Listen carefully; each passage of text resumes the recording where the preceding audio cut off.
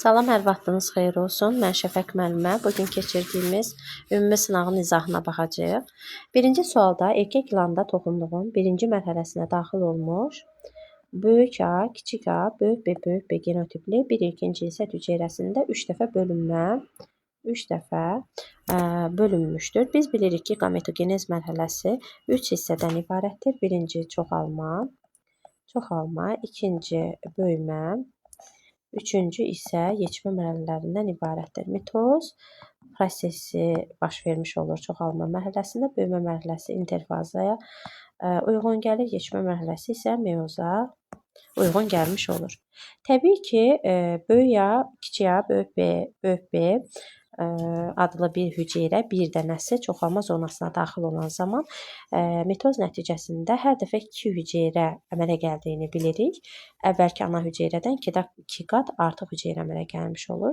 Birinci bölünmə mərhələsində 2, ikinci bölünmə mərhələsində 4 və üçüncü bölünmə mərhələsində isə 8 dənə böyük A, kiçik A, böyük B adlı diploid xromosom dəstinə malik olan hüceyrə alındığını bilirik. Əmələ gələn bütün hüceyrələrin yetişmə zonasına daxil olduğunu nəzərə alsaq, sonda əmələ gələn qametlərin maksimum neçəsi kiçik A, böyük B genotipli olar soruşulur. Deməli, 8 dənə hüceyrənin hər biri daxil oldu meyoza. Meyoz nəticəsində başlanğıc bir hüceyrədən 4 dənə yeni hüceyrə əmələ gəlmiş olur. Təbii ki, bir hüceyrədən 4 dənə yeni hüceyrə əmələ gəlirsə, 8 dənədən 32 dənə yeni hüceyrə əmələ gəlir ki, meyoz nəticəsində də əmələ gələn hüceyrələrin əgər erkəyin toxumluğundan söhbət gedirsə, hamısının qamet spermatozoid olduğunu bilirik. Yaxşı, bəs böyük A, kiçik A, böyük B adlı bir diploid orqanizm hansı qametləri verə bilir? Böyük A, böyük B, kiçik A, böyük B qametləri əmələ gətirir.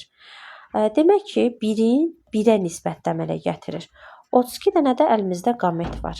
Birin 1-ə nisbət, yəni cəmi 2 dənə qamet müxtəlifliyi alındığına görə hərəsindən neçə dənə düşür? Birin 1-ə nisbətdə hərəsindən 16 dənə alınmış olacaq. Yəni 16 dənə böyük A, böyük B, 16 dənə isə kiçik A, böyük B alınmış olacaq. Burada cavabımız nədir? Birincidə cavabımız olacaq D variantı. İkinciyə baxırıq. Birincidə cavabımız işarə edək. Birincidə cavabımız D variantıdır. İkinci sualımızda 3 fərqli əlamətə görə böyük B, böyük C fenotipli, baxaq, böyük B, xətt, böyük xətt, böyük C xətt olan canlının kiçik B, böyük M, kiçik C qametini əmələ gətirmə ehtimalının 25% olduğu söylənilir. Yəni ki, uşaqlar, buradan 4 dənə, həmin bax bu orqanizmdən 4 dənə qamet alınıbmış. Onun 4-dən biri kiçik B, böyük M, kiçik C imiş. Demək ki, burada bu orqanizmdə 2 dənə heterozigotluq var imiş ki, 2 üstü N-ə yazmışıq, alınıb da 4 dənə qamet. Baxaq görək sonda hansıların heterozigot olduğu fikrinə gələcək. Deməli, yenidən yazıram mən. Həmin bu canlı, hansı ki, böyük B, böyük M, böyük C şəklində yazmışıq. Həmin bu canlı, deməli, digər canlı ilə hansı ki, böyük B, kiçik B, böyük M, böyük C, kiçik C adlı genotipdə olan fərdlə çarpazlaşdırılıbdır. Və bunların çarpazlaşmasından kiçik B, böyük M, kiçik C adlı genotipli yeni fərd əmələ gəlibdir. Biz də bilirik ki, yeni əmələ gələn fərd C-sinin birini bir valideynindən alanda digərini digər valideynindən alır. B-sinin birini bir valideynindən alanda digərini digər valideynindən alır. Və bizə də nə lazım idi? 2 dənə heterozigotluq. Demək ki, böyük M-in yanında elə böyük M yazılıbmış. İndi baxaq. Görək ki, həmin bu genotipli fərdin əmələ gəlmək ehtimalı neçə imiş? O zaman gəlin biz hissə-hissə çarpazlaşdırma aparaq. Hansı ki, birinci çarpazlaşdırma aparaq böyük B, kiçik B ilə, böyük B, kiçik B-ni. Buradan alınır böyük B, kiçik B, Yenə də böyük B, kiçik B olduğuna görə 2 dənə böyük B, kiçik B. Kiçik B ilə birləşdikdə isə kiçik B alınır. Baxırıq 1-in 2-yə 1-ə nisbəti, yəni 4 dənə yeni qamet alınır. Onlardan bir dənəsi kiçik B-yə bərabərdir. Sonra baxırıq böyük M çarpazlaşdırılır. Digərində böyük M-lə, buradan da qamet alınır. Böyük M qaməti birləşdikdə böyük M. Elə, yəni bir dənə qamet alınır. Onlardan bir dənəsi böyük M-ə bərabərdir. Yəni elə vahidə bərabər olur. Növbəti dəfə çarpazlaşdırırıq. Böyük C, kiçik C çarpazlaşdırılır. Böyük C, kiçik C ilə. Alınır böyük C, 2 dənə böyük C, kiçik C. Baxırıq ki, böyük C bizim yeni alınmış fərdimizdə kiçik C-nin alınma ehtimalını tapmalıyıq. 4 dənədən bir ehtimal kiçik C-dir. Artıq aldıq. Kiçik B, böyük M və kiçik C fərdinin alınma ehtimalını tapmaq üçün 4də 1 ehtimal kiçik B vururuq. 1 ehtimal böyük M vururuq. 4də 1 ehtimal kiçik C. Cavabımız nə alınır? 16-dan 1 ehtimal. Yəni cavabımız C variantıdır. Növbəti sualda qan plazmasından birinci ondan tanış olaq ki, uşaqlar, eritrositində antigen, plazmada antitel. Necə idi birinci, ikinci, üçüncü və dördüncü qan qrupları üçün? Birinci qan qrupunun plazmasında bilirsiniz ki, AB var, 2-də B var, 3-də A var, 4-də isə yoxdur. Eritrositində antigen birinci qan qrupunda yoxdur, ikinci qan qrupunda A-dır. Eyni adlı, yəni antigen, antitel bir yerdə ola bilməz, B-dir və AB şəklində olacaq. Bizə görək nədir? Qan plazmasında anti-B, antiteli olan bir insan haqqında verilən fikirlərdən hansı yanlışdır? Biz də bilirik ki, B-lər ancaq nələrdə var? 1-də var, bir də 2-də var. Homozigot birinci qan qrupu necə ola bilər? 0-0 ola bilər. AA, A0 ola bilir. Və başqa necə ola bilir? BB, B0 ola bilir. Üçüncü qan qrupu. Dördüncü qan qrupumuz isə yalnız A5 şəklində olur. İndi baxaq. Bizə deyir ki, A-da homozigot ikinci qan qrupuna malik ola bilər. Bu fikir doğrudur. Bizdən yanlış istənilir. Birinci qan qrupuna malik ola bilər fikri doğrudur. Çünki zaten 1-2 olduğunu nəzərə aldıq. Heterozigot üçüncü qan qrupuna malik ola bilər. Biz bilirik ki, plazmasında antitel üçüncü qan qrupunda A-dır. Bu fikrimiz yanlışdır. Eritrositlərində heç bir antigen olmaya bilər. Birinci qan qrupunun doğrudan da eritrositində heç bir antigen yoxdur. Bu da doğrudur. Dördüncü qan qrupuna malik olmaz. Dördüncü qan qrupuna bəli, bu da doğrudur. Bayaq dedik ki, plazmasında B antiteli yoxdur. Y də getdi. Cavabımız olacaq C variantı. Dördüncü suala baxırıq. Dördüncü sualda valideynlərimiz olacaq nə? Böyük B, kiçik B, böyük R, kiçik M, kiçik M, böyük D, kiçik D çarpazlaşdırılır. Böyük B, kiçik P, böyük R, kiçik R, böyük M, kiçik M, kiçik D, kiçik D. Gəlin bunları hissə-hissə çarpazlaşdıraq və bütün əlamətlər üzrə heterozigot genotipli, həmçinin erkək fərdin əmələ gəlmə ehtimalı neçədir onu tapaq. Bizdən nə istənilir? Böyük P, kiçik P, böyük R, kiçik R, böyük M, kiçik M, böyük D, kiçik D adlı erkək fərdin alınma ehtimalının neçə olduğu istənilir. Və hissə-hissə çarpazlaşdırma aparaq. Böyük P, kiçik P ilə çarpazlaşdırma aparan zaman bilirik ki, böyük B, böyük P, böyük P, kiçik P, kiçik P adlı qametlər alınır. Bu zaman bizə heterozigotun ehtimalı lazımdır. 4 dənə qametdən ikisi heterozigot olduğuna görə İxtisar gedir 2-dən 1 ehtimal böyük B, kiçik P olur. Növbəti böyük R, kiçik R çarpazlaşdırılır böyük R, kiçik R-lə. Baxın, böyük R, kiçik R, böyük R, kiçik R. Alınır böyük R, 2 dənə böyük R, kiçik R, kiçik R, kiçik R. Buradan da bilirik 4-dən 2 ehtimal heterozigotluqdur. O da 2-dən 1 ehtimal böyük R, kiçik R olduğu nəzərə alınır. Növbəti dəfə baxırıq nəyə? Növbəti dəfə kiçik m, böyük m, kiçik m-lə çarpazlaşdırılır. Kiçik m çarpazlaşdırılır, böyük m, kiçik m-lə. Nə alınır? Böyük m, kiçik m alınacaq. Yəni bizim 2 dənə orqanizmimizdən bir dənəsi böyük m, kiçik m-dir. Növbəti dəfə böyük D, kiçik D, kiçik D, kiçik D ilə çarpazlaşdırılır. Böyük D, kiçik D çarpazlaşdırılır. Kiçik D, kiçik D ilə. Böyük D, kiçik D, kiçik D, kiçik D alınır. Yəni 2 dənə orqanizmdən bir dənəsi böyük D, kiçik D-yə bərabərdir. İndi baxaq. Deməli 2-dən 1 ehtimal vurulsun 2-dən 1 ehtimal vurulsun 2-dən 1 ehtimal vurulsun 2-dən 1 ehtimal. Üstəgəl də qız, oğlan ehtimalı 2-dən 1 olduğuna görə bir dəfə də 2-dən 1 ehtimala vururuq. Olur 32-dən 1 ehtimal. Yəni cavabımız C variantıdır. AB genləri ilişikli olan heterozigot genotipli boz bədən normal qanadlı drozofil milçəkləri çarpazlaşdırılmışdır. Bilirik ki, uşaqlar böyük A, böyük B, kiçik A, kiçik B çarpazlaşdırılıb. Böyük A, böyük B, kiçik A, kiçik B.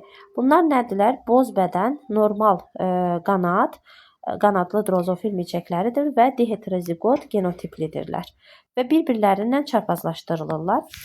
Və rahat olsun deyə mən bunları yazacağam. Böyük A, kiçik A, böyük B, kiçik B, böyük A, kiçik A, böyük B, kiçik B şəklində çarpazlaşdıracağam. Bunları çarpazlaşdıran zaman qamet olaraq nə alınır? Böyük A, böyük B qameti və crossingoverli, deməli ilişikli olaraq, baxın uşaqlar, ilişikli olaraq böyük A, böyük B, kiçik A, kiçik B, amma crossingoverli olaraq necə alınacaq? Böyük A, kiçik B, kiçik A, böyük B adlı qametlər alınacaq. Eynən digər orqanizmdə də böyük A, böyük B ilişikli, kiçik A, kiçik B ilişikli, crossingoverli olduqda isə A-lar yerini dəyişəcək və olacaq böyük A, kiçik B, kiçik A, böyük B. Və bizə deyir ki, əgər crossingoverlə əmələ gələcək qametlər 20% olarsa, bayaq dedim ki, crossingoverlə əmələ gələnlər bunlardır. Əgər bunlar 20% olarsa, ikisinin cəmi 20% olduğuna görə hərəsinə neçə faiz düşür? 10%, 10%. Yaxşı, 10% düşürsə, onun rast gəlmə ehtimalı neçədir? 10%-i bölərəm 100-ə. 100%-ə ki, onun rast gəlmə ehtimalını tapaq. 0,1-ə bərabər olacaq. Deməli, o da 0,1-ə, digər crossingoverli qamet də 0,1-ə bərabərdir. 0,1, 0,1. Yaxşı, 100-ün 20%-i crossingoverli qametlərdirsə, deməli 80%-i isə ilişikli keçən qametlərdir. Yəni bunlar isə nəyə bərabərdir? 80%-ə bərabərdir. 80%-də hərəsinə 40%, 40% düşür.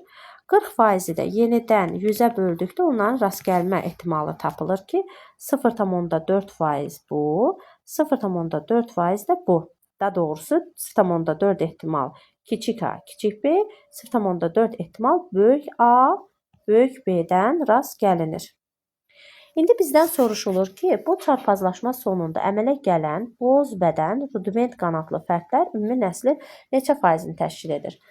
Boz bədən rudiment qanad. Onsuz da uşaqlar, rudiment qanad kiçik B şəklində olur. Düzdürmü? Boz bədənimiz isə böyük A ola bilər. Böyük A, kiçik A şəklində ola bilər. Biz də baxaq ki, hansı qametləri birləşdirdikdə bu fərdlər alına bilər. Baxırıq ki, deməli, burada alınmayacaq, burada alınmayacaq, burada alınmayacaq, burada alınmayacaq. Burada alınmır, çünki böyük B-nin yanına kiçik B gəldikdə o normal qanadlı olur, rudiment qanadlı yox. Burada isə kiçik A gəldikdə boz yox, qara olacaq.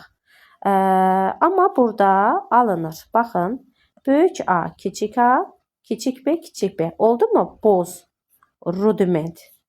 Aha, burada isə olmayacaq. Çünki kiçik A, kiçik A, böyük B, kiçik B'dir. Sonra burada olmayacaq.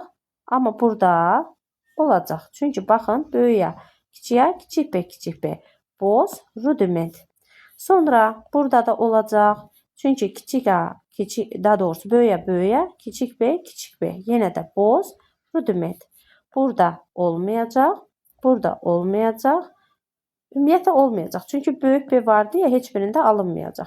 İndi gəlin baxaq görək bunların deməli rast gəlmə faizini tapmaq üçün nə edək? Təbii ki, bunun 0,1 gəldi böyük A, kiçik B. 0,4 gəldi kiçik A, böyük B. 0,1-i 0,4-ə vurduqda 0,4 alındı. Deməli 0,4 ehtimal alındı böyük A, kiçik A, kiçik B, kiçik B. Sonra düşürük aşağı. Bura baxaq. 0,1-lə 0,1-in çarpazlaşmasından əmələ gəldi. Alıram 0,1 vurulsun 0,1 bərabərdir 0,1. Deməli bunun alınması 0,1 oldu. Sonra digəri qaldı. Baxıram 0,4 ilə 0,1-in birləşməsindən əmələ gəldi. 0,4. Bunu da tapdıqmı 0,4? Gəlin indi bunları toplayaq. 0,4 bu üçünün toplanmasından 0,9 ehtimal alındı. Əgər biz bunu 100%-ə vursaq, alınacaq. Onların rast gəlməsi 9% olacaq. Deməli 9% biz bu genotipə malik olan boz bədən, rudiment qanadlı fərdlərin rast gəlmə faizini tapdıq ki, 9%-ə bərabərdir. Növbəti tapşırığımız 6-cı. Böyük A, kiçik A, böyük B, kiçik B genotipli. Deməli, əlimizdə 5 dənə böyük A, kiçik A, böyük B, kiçik B genotipli 5 ədəd hüceyrə toxumluğun özdə hara daxil olub? Toxumluğa daxil olubdur. Çoxalma mərhələsi mitoz prosesinə uyğun gəlmişdir və 3 dəfə bölünməyə məruz qalınmışdır. Birinci bölünmə mərhələsində 10, özündən 2 dəfə artıq olmalıdır mitozda. İkinci bölünmə mərhələsində 20, üçüncü bölünmə mərhələsində isə 40 dənə diploid xromosom dəstinə malik böyük A, kiçik A, böyük B, kiçik B adlı diploid xromosoma malik olan 40 dənə hüceyrə əmələ gəldi. Əmələ gələn bütün hüceyrələr yetişmə zonasına daxil olarsa, təbii ki, bunlar yetişmə zonasına daxil olması meyoza daxil olmaq deməkdir. Və uşaqlar, əlimizdə 40 dənə hüceyrə var, hansı ki, böyük kiçik A, böyük B, kiçik B. Bunlardan 4 dəfə artıq əmələ gəldikdə olacaq 160 dənə. 160 dənə yeni qamet əmələ gəlmiş olacaq. Meyoz prosesində bilirsiniz ki, sonda əmələ gələn hüceyrələrin hamısı qamet sayılır. Baxaq görək, bəs bizim bu orqanizmimiz böyük A, böyük B qamet əmələ gətirir. Böyük A, kiçik B qamet əmələ gətirir. Kiçik A, böyük B qamet əmələ gətirir. Və bir də kiçik A, kiçik B qamet əmələ gətirmiş olur. Aha. 160 dənə qametin 40 dənəsi böyük A, böyük B, 40 dənəsi böyük A, kiçik B, 40 dənəsi kiçik A, böyük B, 40 dənəsi isə kiçik A, kiçik B olmuş olacaq. Bizə deyir ki, sonda əmələ gələn hüceyrələrdən neçəsi böyük A, böyük B genotipli olacaq? Biz də deyirik ki, 40 dənə, yəni cavab C variantıdır. 7-ci sual əvvəldəki suallarla eyni olduğuna görə baxmırıq. Baxırıq 8-ci suala. 8-ci sualda bizə nə deyilir? 8-ci sualda B çıx A bərabərdir 144-ə. X-in qiymətini tapın. Və söhbət ilanın yumurtalığının yetişmə zonasından gedir. Bilirsiniz ki, ilanların dişisi heteroqametdirlər, yəni XY cinsiyyət xromosomlarına malik olurlar. Və bizə A-da deyir ki, A əgərdir norm A 2 xromatidli xromosomların qütblərə çəkildiyi hüceyrə sayı. Siz bilirsiniz ki, 2 xromatidli xromosomlar normalda kitabda öyrəndiyimiz hüceyrədə hansı ki yetmə zonasına əgər bir hüceyrə daxil olarsa, elə bir hüceyrənin daxilində 2 xromatidli xromosomlar qütblərə çəkilir. Deməli A-mız normalda 1-dir. Keçirəm ikinci şərtə. Bir xromatidli xromosomların qütblərə çəkilməsi nəticəsində əmələ gələn hüceyrə sayı. Kitabda yetmə zonasına bir hüceyrə daxil olarsa, iki hüceyrənin daxilində bir xromatidli xromosomlar qütblərə çəkildiyi yazılıbdır və iki hüceyrənin daxilində bir xromatid qütblərə çəkilərsə, sonda 4 dənə yeni hüceyrə yarandığını bilirik. Deməli, B-miz normalda 4-ə bərabərdir. Və bizim də şərtimizdə B çıx A bərabər 144 verilibdir. Amma bizim kitabdakı verilən mövzuya əsasən isə 4 çıx 1 bərabər idi. Deməli, B çıx A-mız bərabər olmalıdır 3-ə. Bərabər olmalıdır 3-ə. Bu şərt daxilində bilirik ki, ilanın yumurtalığının yetmə zonasına bir hüceyrə daxil olan şərt daxilində bu baş verir. Deməli, əgər yetmə zonasına bir hüceyrə daxil olanda fərqi 3 tapdıqsa, bəs fərq 144 olduqda neçə hüceyrə daxili olar? 144-ü 3-ə böldükdə, deməli, bizdə nə deyir? İlan yumurtalığının yetmə zonasında yox, bizdən burada aşağıdakı sual soruşulur. Əmələ gələn Y cinsi xromosomun yönəldici cisimciklərin maksimumu soruşulur. Bu zaman biz nə edirik? Bu hissəni pozuruq. Və biz bilirik ki, XY adlı hüceyrə, diploid hüceyrə meyoz prosesi nəticəsində bir X hüceyrəsi əmələ gətirir, bir Y hüceyrəsi. Sonra həmin bu XY hüceyrələri 2 dənədir, hansı ki, onların içərisində bir xromatiddə xromosomların qütblərə çəkilməsi nəticəsində X və Y adlı hüceyrələr əmələ gəlir. Amma bizə burada Y-i yönləndirici cisimciyə maksimum et dediyinə görə biz çalışırıq Y-ləri yönləndirici cisim edirik, hamısını veririk, yönləndirici olur. Və bu yönləndirici, bunu isə qamet kimi götürürük. Deməli, bunu yumurta hüceyrə adlandıraq. Bu 3 dənə XY-ləri isə Y yönləndirici cisimciyin maks sayını tapmaq üçün hamısını yönləndirici cisimciyə veririk. Yəni, bunlar da olur yönləndirici cisimcik. Demək ki, uşaqlar, maksimum bizim əgər söhbət kitabdakı kimi yetmə zonasına bir hüceyrə daxil olan şərt daxilində 2 dənə yönləndirici cisimcik əmələ gəldikdə B çıx A fərqi 3-ə bərabər idisə, bəs fərqimiz 144 olduqda maksimum yönləndirici cisimcik sayımız neçəyə bərabər olacaq? O zaman ixtisar aparırıq. 4 dəfə, 8 dəfə 48, 48-i də 2-yə vuranda 96 edər. Cavabımız X-da 96 edər. 9-cu sual. Toxumluğun yumurtalığının çoxalma zonası və söhbət çoxalma zonasından getdiyinə görə çoxalma zonası hansı prosesə uyğun gəlir? Mitoz. Çoxalma zonasına təbii ki 64 cinsi xromosomu olan, bilirik ki uşaqlar, çoxalma zonasına daxil olan hüceyrələr diploid xromosom dəstinə malik olur. Əgər 64 dənə cinsi xromosomu olan hüceyrə sayı qədər hüceyrələr yetmə zonasına daxil olarsa, yetmə zonasına daxil olan hüceyrənin xromosom sayının diploid olduğunu bilirik. Sonda əmələ gələn yönləndirici cisimciklərdə isə haploid xromosom olduğunu bilirik. 64-ü bölərik 2-yə, bərabərdir. Söhbət 32 dənə hüceyrədən getmiş olur. Yəni, qısacası, yetmə zonasına daxil olan bir hüceyrənin diploid xromosom dəsti olduğuna görə sonunda 2 dənə, özdə yumurtalıqdan söhbət gedir, toyuğun yumurtalığından gedir. 2 dənə, yəni XY adlı cinsiyyət xromosomu olduğuna görə normalda, bəs 64 dənə olduqda neçə hüceyrə daxil olduğu hesab edilir? İxtisar apararıq ki, 32 dənə hüceyrə toyuğun yumurtalığın yetmə zonasına daxil olmuşdur. Bunu buradan tapdıq. Və bizə deyir ki, sonda əmələ gələn yönəldici cisimciklərdən maksimum neçəsi Y xromosomlu olar? Biz də tapırıq ki, 32 dənənin 4 dəfə artıq, çünki meyoza məruz qalacaq, 128 dənə hüceyrə əmələ gələcək, hansı ki, qamet. Bunlardan 32-si olacaq yumurta hüceyrə, yerdə qalanı nə qədər olur? 96 dənəsi. 96 dənəsi yönləndirici cisimcik olur. Həmişə yadınızda saxlayın ki, uşaqlar, 50% alınan hüceyrələrin 50% X olur, 50% isə Y olur. Əgər bizə yönləndirici cisimciklərin maksimum Y sayını istəyirsə, biz nə etməliyik? Yumurta hüceyrənin hamısını X edək ki, Y-in hamısını verək yönləndirici cisimciyə.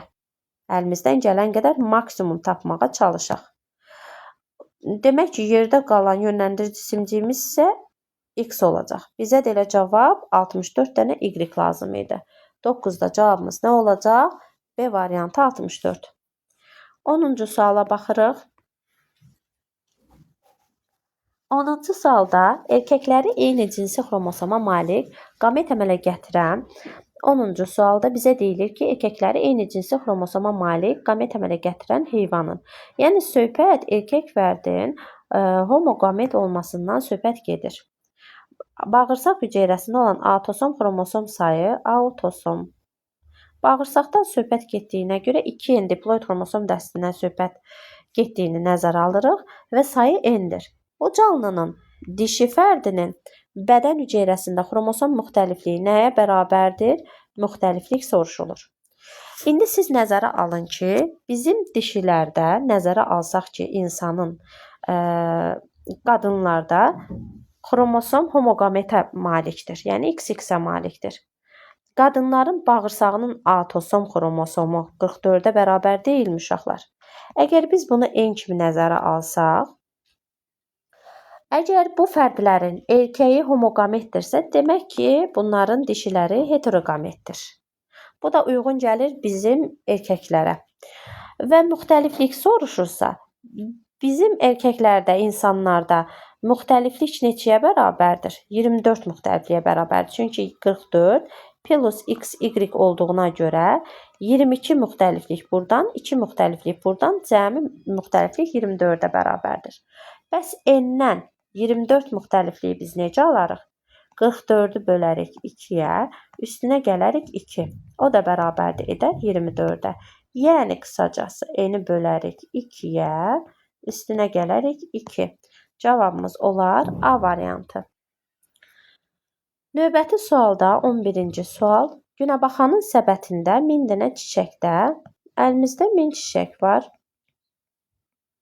Və bu arada K0, L5, Y5, D1 olduğunu çiçək düsturunun bilirik. Hansı ki, günəbaxanın boru şəkillisinin çiçək düsturudur. Dilci şəkillisinin-ki isə K0, L5, Y0, D0-dır. Dilci şəkilli çiçəklər sadəcə həşəratları cəlb etmək üçündür, meyvə əmələ gətirmir və tozlanma prosesini həyata keçirmək üçün həşəratları cəlb edir. Boru şəkillilər isə erkəkcik və dişicik var, iki cinslidir, gələcəkdə meyvə əmələ gətirirlər. Və deyir ki, 4000 dənə erkəkciyə malikdir. Əgər bir çiçəkdə 5 dənə erkəkcik varsa, 4000 dənə erkəkciyimiz 800 dənə boru şəkilli çiçəyə uyğun gəlir. Mayalanmada cəmi 2800 hüceyrə iştirak edərsə, bilirsiniz ki, çiçəkli bitkilərdə bir toxumun əmələ gəlməsində 4 hüceyrə iştirak edir. Bəs 2800 hüceyrə neçə toxumun əmələ gəlməsində iştirak edər? 700 dənə. Bəs bizim 800 dənə toxum əmələ gətirə biləcək boru şəkilli çiçəyimiz var idi. Bəs neçəsi mayalanmadan qalıbdır? Deyirik ki, 100 dənəsi. Yaxşı, 800 dənə boru şəkillimiz varsa, əlimizdə 1000 dənə çiçək var idisə, bunun 800-ünü boruya verdiksə, neçə dənəsi dilci şəkilliyə qaldı? Deyirik ki, 200 dənəsi. Bizdən sonda nə soruşulur? Bu səbətin neçə çiçəyində meyvə əmələ gəlməz? gəlməz deyirsə, 200 dənə dilciş şəkilli də əmələ gəlməz. 100 dənə də boru şəkildə mayalanma getmədi, tozlanmadı. Cəmisi 300 dənə. Cavabımız C variantı. Növbəti sualda çöl göyərçininin tənəffüs zamanı istifadə etdiyi oksigenin miqdarı 120 ml-dir. Uşaqlar, biz bilirik ki, quşlarda havanın 80-90% oksigenindən istifadə edilir. Məməlilərdə isə 20-25% oksigenindən istifadə edilir. Göyərçinin udduğu ümumi havanın maksimum və bizdən maksimum həcm soruşulduğuna görə mən çalışacağam minimumdan gedim ki, maksimum cavab ala bilim. Və uşaqlar, çöl göyərçinin tənəffüs zamanı istifadə etdiyi oksigenin miqdarı 120 ml bərabərdir. Əgər bu 80%-dirsə, bəs 100% havadakı oksigen nə qədərdir? Tapırıq ki, buradan 1200-ü 8-ə böldükdə bir dəfə 8 150 ml olduğu tapırıq. Və sonra bizə deyir ki, udulan havanın tərkibindəki oksigen, uşaqlar, bu deməli, udulan havadakı oksigen idi. İndi bu udulan havadakı oksigeni 150 ml ki tapdıq. Tapşırıqda bizə deyir ki, bu 20% olarsa, bəs bunun 100%-i nə qədərdir? Onu tapmamız istənilir. Havanın maksimum həcmi istənilir. Yaxşı, 100 ilə 20 ixtisar gedər 5, 150-ni 5-ə vurduqda 750 ml bərabərdir. Cavabımız C variantıdır. Növbəti sualda zülalın tərkibinə daxil olan birinci və sonuncu amin turşusu. Birinci bilirsiniz ki, 111-dir. Sonuncu bilirsiniz ki, 127-yə bərabərdir. Orta molekul kütləsi. Yəni uşaqlar, 111 ilə 127-ni topladıqda neçə edər? 138. Yox, 238 edər. Bəli. Kütlələrinin cəmi ilə digər amin turşuların radikallarının orta molekul kütlələrinin cəmi. Deməli, digərlər hansı ki, birinci 111 idi, 111, digəri 127 idi. Və bizdən ortadakıların isə radikallarının orta molekul kütlələrinin cəmi. Siz də bilirsiniz ki, radikalın kütləsi 54-dür. Amma ortadakı amin turşularının sayını bilmədiyimizə görə məchul ədədə vurub toplayırıq, bərabər edirik ki, 11362-yə bərabərdir cəmi. Gəlin buradan ortadakı amin turşularının sayını tapaq.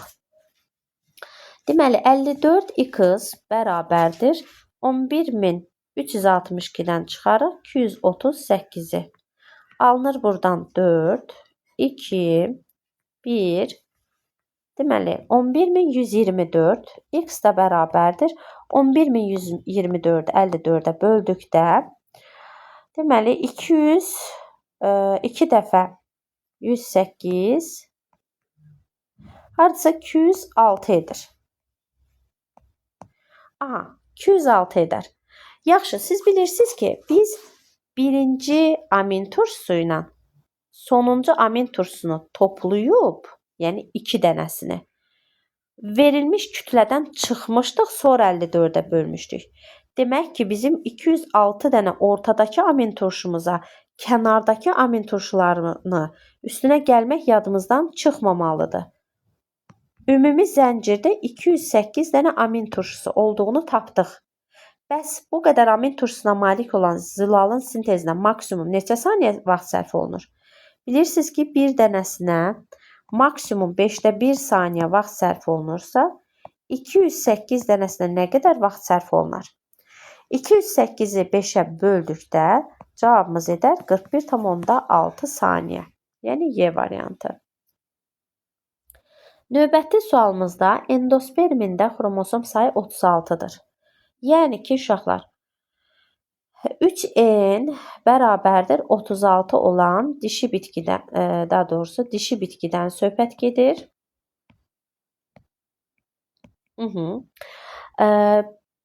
Biz bunu kök hüceyrəsində, kök hüceyrəsi dedisə, deməli onun bədən hüceyrəsi, somatik hüceyrəsindən söhbət gedir. 2n bərabərdir 26-ya. Erkək fərdlə çarpazlaşdırıldıqda əmələ gələn bitki, biz buradan qamet almalıyıq. M bərabərdir 36-dır bu. M bərabərdir 36-nı 3-ə böldükdə 12. M bərabərdir 26-nı 2-yə böldükdə 13. Baxaq, görək düz yazdıq. Bəli. Yaxşı. Və bizdən nə soruşulur ən sonda? Sonda əmələ gələn endosperm hüceyrəsinin xromosom dəsti Karpachenko metodu tətbiq edildikdən sonra. Uşaqlar, endospermin əmələ gəlməsində mərkəzi hüceyrə plus sperm iştirak edir və endosperm alınır. Mərkəzi hüceyrənin xromosom dəsti 2n, sperminin xromosom dəsti n olur. Bunların birləşməsindən 3n xromosom dəstinə malik olan endosperm yarandığını siz bilirsiniz. Mərkəzi hüceyrə anaya məxsusdur. Ananın diploid xromosom dəsti neçəyə bərabərdir? N-imiz 12-dirsə, 2n-imiz 24-ə bərabərdir.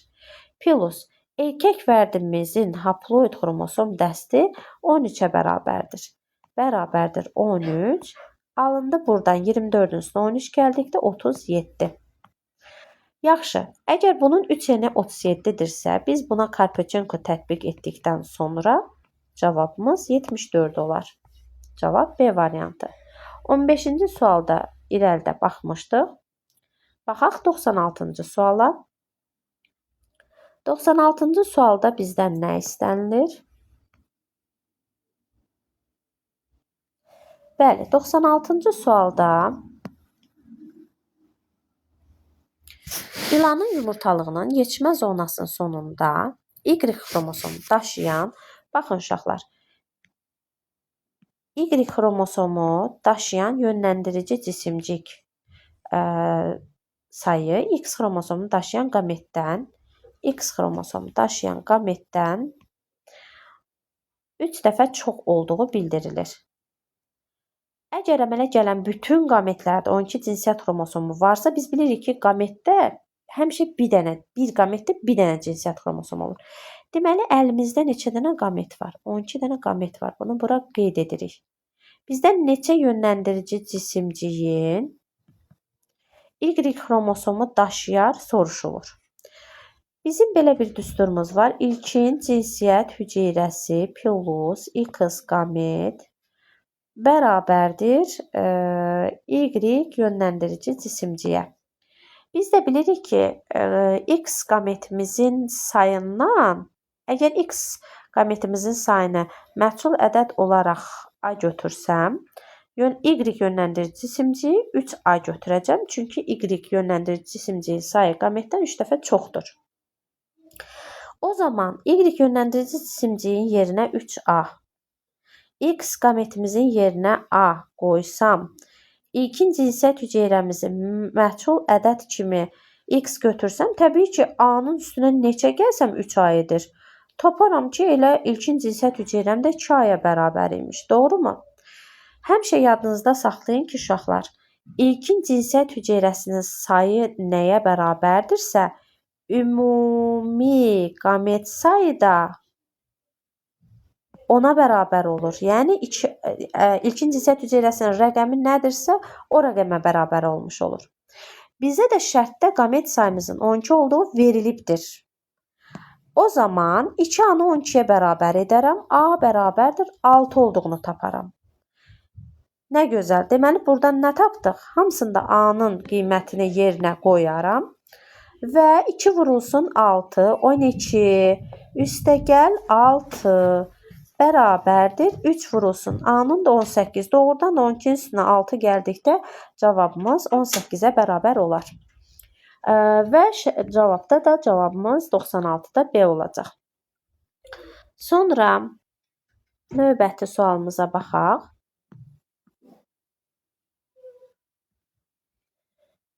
Növbəti sualımıza baxaq.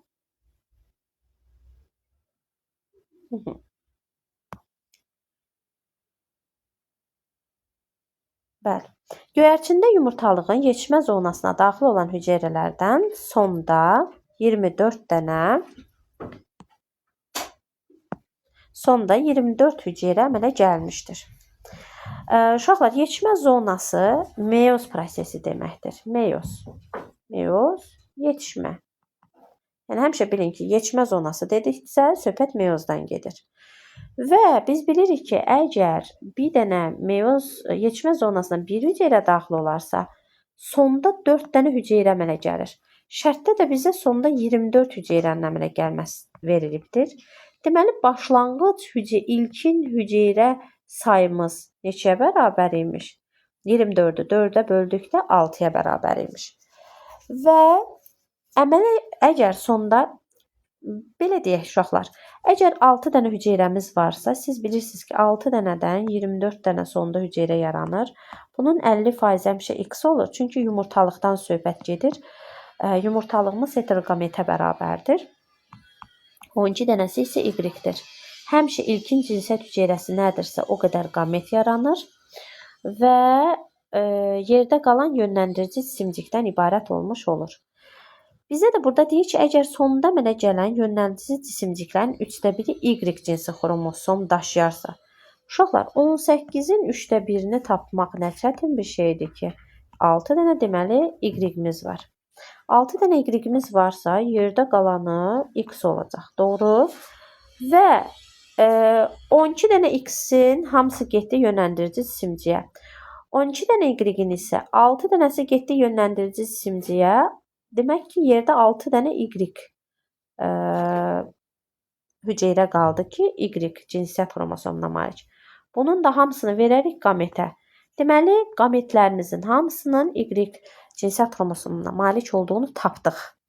Bizdən də deyir ki, neçə dənə yumurtadan xoruz inkişaf edər? Baxaq, xromosomun cinsiyyət xromosomu XX deyilmi?